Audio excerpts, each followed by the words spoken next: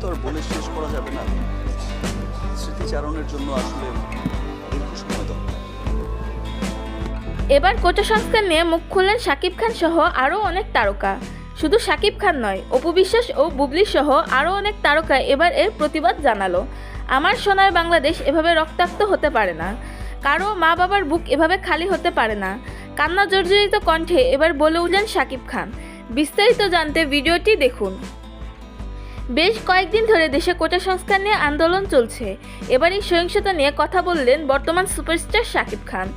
শাকিব খান এবার তার পেজে একটি পোস্ট দিয়েছেন, যার ক্যাপশনে লিখেছেন, আমার প্রাণের বাংলাদেশ এভাবে রক্তাক্ত হতে পারে না। এদিকে গতকাল ঢাকা বিশ্ববিদ্যালয়ে ছাত্রলীগের হামলার ঘটনায় কয়েকজন গুরুতর আহত হয়েছে। হামলার শিকার শিক্ষার্থীদের রক্তাক্ত ছবিগুলো ছড়িয়ে পড়েছে সোশ্যাল মিডিয়ায়। আর সেই ছবি 16 জুলাই 11:30টার দিকে তার ভেরিফাই ফেসবুকে পোস্ট করেন শবনম ইয়াসমিন বুবলি। পোস্টে লিখেছেন, শিক্ষার্থীর রক্ত ঝরবে কেন, এমন প্রশ্নই তিনি রেখেছেন। এদিকে চিত্রনায়িকা অপু বিশ্বাসও আজ বিকালের দিকে একটি পোস্ট দিয়েছেন। সেখানে লিখেছেন, সহিংসতা কাম্য নয়। প্রিয় ভিউয়ার্স, এই কোটা সংস্কার বিষয়টি নিয়ে আপনাদের কি মতামত তা জানান আমাদের কমেন্ট বক্সে।